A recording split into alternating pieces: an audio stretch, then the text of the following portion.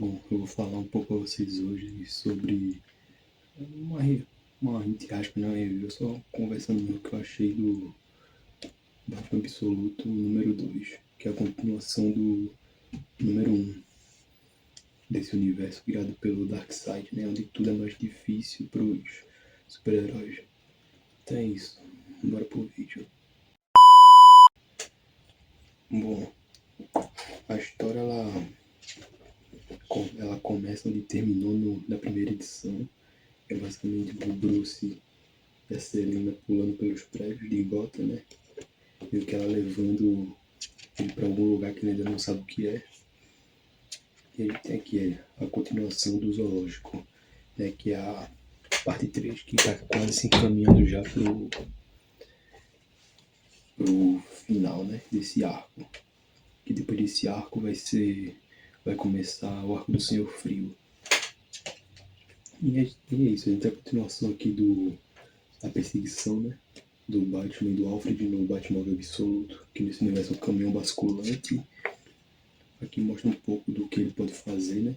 Ele meio que mudar de tamanho, pelo que é mostrado aqui, né? Pelo que parece não, que está sendo mostrado. Ele consegue ficar compacto para passar por algumas estruturas que exigem uma menor estatura, né? E também ele deve ser útil para a velocidade, como tá mostrando por aqui, né? No quadro aqui. Onde o mesmo ele liga meio que um turbo. Aí é isso, a gente tem aqui a parte da polícia de Gotham cercando os dois, né? O Batman pulando com o Batmóvel no mar de Gotham e meio que indo para uma das cavernas, né? Que ele tem por toda a cidade. Então aqui a gente tem uma conversa do Bruce com o Ed, né? E meio que esse robô aqui, inclusive que o Ed tá mexendo, parece muito Brainiac. Eu tô ligado que não é, porque se eu não me engano, ele já deve ter aparecido nas histórias do Superman Absoluto. Mas isso aqui não é o Brainiac. Ele só parece mesmo, né? Se você olhar bem assim, né? Parece bastante. Vou até aproximar um pouco aqui. Dá pra ver melhor aqui, ó. Mostrar um pouco a parte aqui dele, o torso inteiro, né? Aí lembra um pouquinho, vai. Não é tão diferente assim, não. Aí aqui mostra um pouco do Máscara Negra, né? Lutando contra um ex-lutador. Ele quebrando o cara inteiro. Também. E aí a gente vai ter uma imagem de onde a Selina tava levando o Bruce, né, que era pro cinema. E meio que eles estão assistindo o filme do Zorro. E os amigos dele também aparecem por. E eles aparecem de surpresa. Com a mãe do Bruce lá no fundo. Dá pra ver aqui, ó. Com a Martha Wayne aqui no fundo. Olhando tudo. Aqui. Aí vai ter um momento aqui do Bruce com a mãe dele. Essa parte aqui. Ela meio que vai se candidatar a vice-prefeita. Agora. E mostra o Bruce preocupado com ela, né? Porque toda essa onda de atentados dos animais festeiros deixa ele preocupado. Aqui a gente vai ter o Máscara Negra fazendo uma oferta pro Batman para ele parar de atrapalhar os planos dele. E entre aspas, ele aceita. Só que a gente sabe que ele não vai aceitar, de fato. E meio que essa parte aqui acaba, aí a gente tem meio que um ano 1, entre aspas, né? Entre aspas não, é uma parte basicamente do ano 1 do Batman Absoluto. Desse universo, claro. Que a gente tem o Bruce criança, né? Ele ainda é criança no julgamento do Joe Chill. Meio que perguntando o que ele tem a dizer sobre. Aqui a gente vai ter um vislumbre dos primeiros. Esqueci agora a palavra, velho. Como que se diz? Dos primeiros anos, basicamente, do Bruce como Batman. um visual bem parecido com Detective Comics número 27. Foi onde ela apareceu, onde foi a primeira aparição do Batman. Você vê que ele usa umas presas, ele dá uns gritos, meio que parecido com de um morcego mesmo, e tá usando arma de fogo. Que também é uma referência a quando ele surgiu, né? Um curto período de tempo. No curto período de tempo que ele usou arma de fogo. Coisa que não durou muita edição, porque já foi reformulado já para ser o Batman que a gente conhece hoje. Aqui vai ter uma conversa do Bruce com o pai dele. E um vislumbre mais assim nítido do visual dele, né? Esse daqui, primeiro visual, que é mais teatral. E aqui a gente vai ter ele meio que se livrando de algumas coisas que pra ele meio que se tornam inúteis, né? Que é presas de vampiro e uma arma de fogo. Coisa que ele não. Coisa que ele repudia. Coisa que ele repudia até nesse universo.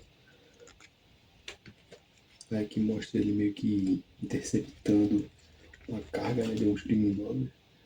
Aí tem todo um. Como é que ele pode dizer? Toda uma aura em volta desse Batmóvel aqui que a gente. Cadê? É complicado, porque a câmera tá desse lado e meio que olho pra cá pro monitor. Só que eu confundo tudo. Enfim, dá pra ver aqui o. Aqui achei. O. Toda uma aura tá por esse Batmóvel aqui. Aí ele vai aparecendo no final um carrinho de brinquedo. Um carrinho de controle remoto. Aqui mostra aqui é ele, né, descendo a munheca nos caras. Até porque o Batman tem que descer a munheca em alguém. Mais uma conversa aqui com o pai dele sobre a ponte, né, que ele tava. Que ele fez.